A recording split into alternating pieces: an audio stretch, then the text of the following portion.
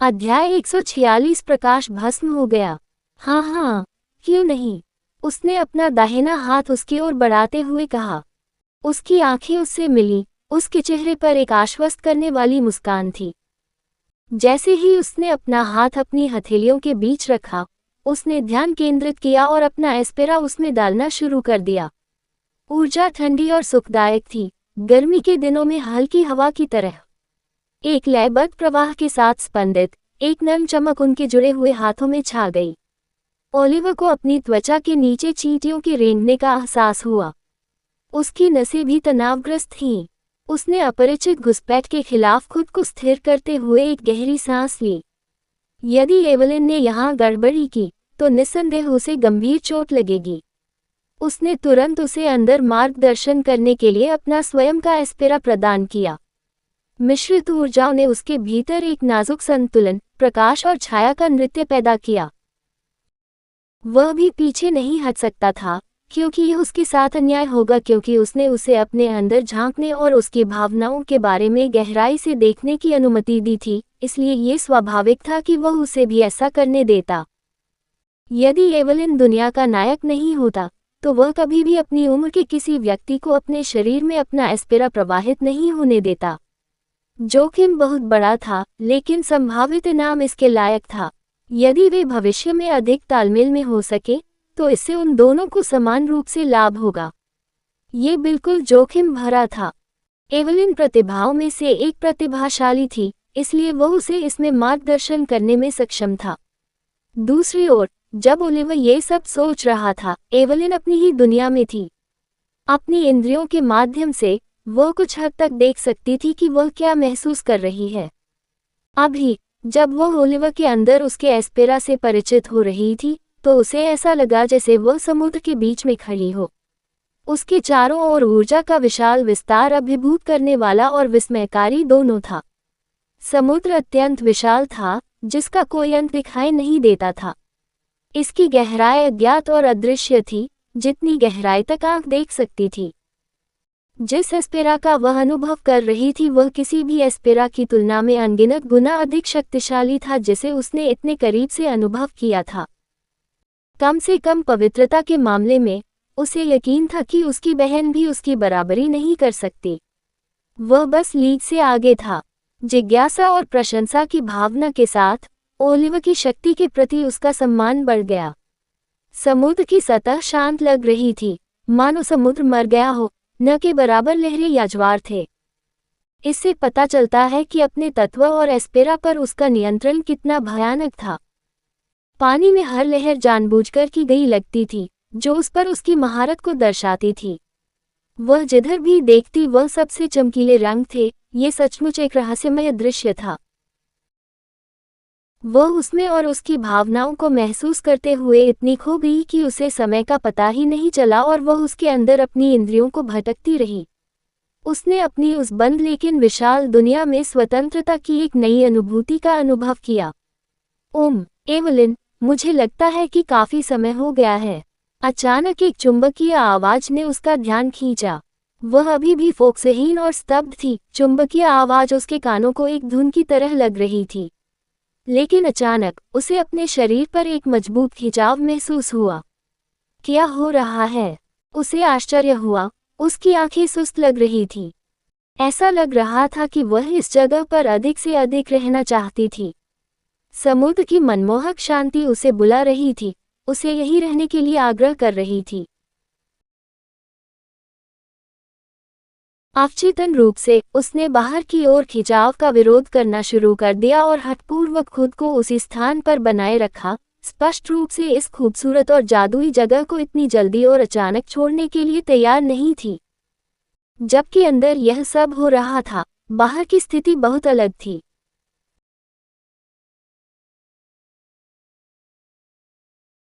Oliver के चेहरे पर गहरे भाव थे, क्योंकि उसने अपना हाथ वापस लेने की कोशिश की, लेकिन एवलिन ने उसके हाथ को अपनी हथेलियों के बीच कसकर पकड़ रखा था, एक पल के लिए भी जाने नहीं दे रही थी। एक कमजोर लड़की के लिए उसकी ताकत बहुत मजबूत थी। यदि ओलिवर गलत नहीं था, तो उसके शब्दों में वह अकेले ताकत में लेवल 4 के करीब हो सकती थी। उसकी कच्ची शक्ति पूरी तरह से कुछ और थी। वह उसकी अप्रत्याशित शारीरिक शक्ति पर आश्चर्यचकित था। इससे नायक के रूप में उसकी अव्यक्त क्षमता का पता चला। उसकी उम्र के लिए ऐसी ताकत प्रभावशाली के अलावा और कुछ नहीं थी। वह अकेले अपनी कच्ची ताकत से उस पर आसानी से काबू पा सकता था, लेकिन झिझकता था। उसने बहुत अधिक कठोर होने का साहस नहीं किया, अन्यथा वह स्वयं को घायल कर सकता था। आंतरिक चोट बाहरी घाव से कहीं अधिक गंभीर थी और इसे ठीक होने में बहुत अधिक समय लगा। यहाँ तक कि औषधि की मदद से भी आंतरिक चोटों के लिए बाहरी चोटों की तुलना में बहुत अधिक देखभाल की आवश्यकता होती है। वह ऐसी मूर्खतापूर्ण चीज पर अपनी शक्तियां बर्बाद नहीं करना चाहता था, और इस समय उसके पास कोई अमृत भी नहीं था। खैर, उसे संदेह था कि उनमें से किसी ने भी ऐसा किया होगा। उसने धीरे से अपना हाथ खींचने की कोशिश की, लेकिन कोई फायदा नहीं हुआ। उसने उसे कई बार बुलाया, लेकिन उसने कोई जवाब नहीं दिया। वह अधीर और जिज्ञासु हो रहा था। वह अंदर क्या देख रही थी कि वह जाग नहीं रही थी या उसकी कॉल का जवाब नहीं दे रही थी। वह अंदर से ठीक थी या नहीं, उसे अपनी और उसकी दोनों की चिंता थी। उसे किसी तरह बिना गड़बड़ किए अपना हाथ उसकी मजबूत पकड़ से छुड़ाना था। एवलिन, उठो, वह उसके कान के पास चिल्लाया। उसने भौहें सिकोड़ ली, लेकिन फिर भी कोई जवाब नहीं दिया। वह अपना हाथ पीछे खींचने की कोशिश करते हुए कुछ और बार चिल्लाया, लेकिन वह सबसे ज्यादा यही करती थी कि वह भौहें चढ़ा लेती थी और फिर जैसी थी वैसी ही हो जाती थी। वह पागल थी। निराश होकर उसके पास कुछ और करने के अलावा कोई विकल्प नहीं था। चूंकि वह उसे बाहर से नहीं जगा सकता था, इसलिए उसके पास आंतरिक रूप से कुछ करने का एकमात्र रास्ता बचा था। और उसके पास एक अच्छा विचार था कि क्या करना है। वह उसे बाहर धकेलने के लिए एबिस ऊर्जा का उपयोग करने जा रहा था।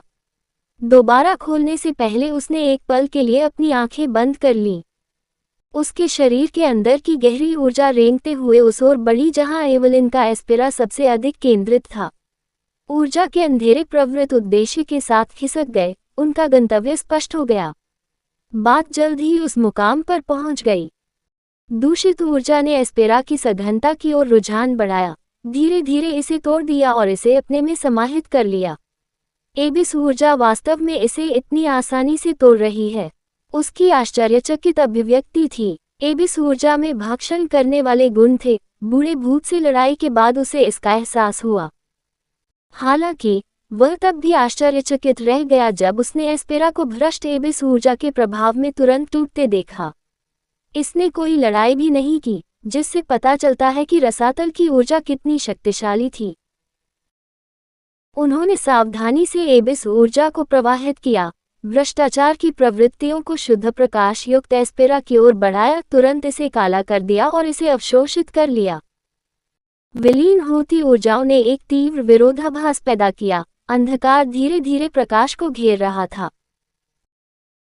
ऐसा करते समय उसे बेहद सावधान रहना पड़ता था। ऐसा करते समय वह अनजाने में एवलिन को नुकसान नहीं पहुंचाना चाहता था। वह मुख्य नायिका थी। अगर उसने उसे किसी तरह घायल कर दिया, तो इसका असर उसके भविष्य पर भी पड़ सकता है। उसे पूरा यकीन था कि एवलिन ये सब अपनी मर्जी से नहीं कर रही थी। या तो वह उसके एस्पेरा से प्रभावित थी या कुछ और। वह इस तरह का व्यवहार करने वालों में से नहीं थी। अगर उसकी जगह बेला होती, तो ओलिवर ने सोचा होता कि वह जानबूझकर अपनी जिज्ञासा से ऐसा कर रही थी। लेकिन एवलिन अपनी पागल बड़ी बहन की तुलना में अधिक व्यवहार कुशल और विनम्र थी। उसका मानना था कि उसे भी पता नहीं था कि क्या हो रहा है। यदि उसने एबिस ऊर्जा को मुक्त घूमने दिया और अंदर केंद्रित प्रकाश युक्त एस्पेरा को डुबो दिया, तो एवलिन को अपनी जान भी गंवानी पड़ सकती है। इस समय, जबकि वह उसके अंदर उसकी भावना के कारण असुरक्षित था, वह भी बहुत असुरक्षित थी। उसका पूरा ध्यान और एकाग्रता वही थी। यदि एबिस ऊर्जा ने कार्य किया, तो यह उसकी इच्छा और दिमाग को तुरंत नष्ट कर सकती है। उसने धीरे धीरे संकेंद्रित एस्पेरा को चारों ओर से घेर लिया और उस पर दबाव बनाना शुरू कर दिया। अंधेरा अंदर घुस गया और प्रकाश को लगभग अटल शक्ति से अवरुद्ध कर दिया। एवलिन, जो पूरी तरह से समुद्र की दुनिया में डूबी हुई थी, अचानक झटका खा गई। उसने चारों ओर देखा और पाया कि आसमान में अंधेरा छा रहा था। जब उसने उस कालेपन को देखा तो उसके सीने में बेचैनी का एक डरावना एहसास छा गया। यह उसके लिए अजीब तरह से घृणित था। जब उसने उसे देखा तो उसके मन में घृणा की भावना उत्पन्न हो गई। ये बिल्कुल अशुभ और भयानक था। उसकी उथल पुथल पर प्रतिक्रिया करते हुए शांत सागर मंथन करने लगा। एवलिन मदद नहीं कर सकी लेकिन घुटन महसूस करने लगी क्योंकि गंदी ऊर्जा ने आकाश को ढक लिया। ऐसा लग रहा था मानो वह किसी बुलबुले में फंस रही हो जो धीरे धीरे सिकुड़ रहा हो। उसके शरीर से अनायास ही एक सुनहरी आभा फूट पड़ी। उसने अपने प्रकाश युक्त एस्पेरा का उपयोग विस्तारित अंधेरे आकाश की ओर किया, इसे मिटाने, इसे साफ करने, इसे अस्तित्व से ही हटाने का इरादा किया। सुनहरी रोशनी अंधेरे से टकराकर भयंकर चमक से आकाश को रोशन कर रही थी। हालांकि जब उनकी उम्मीदें पूरी नहीं हुई तो उन पर पानी की ठंडी बाल्टी उड़ेल दी गई।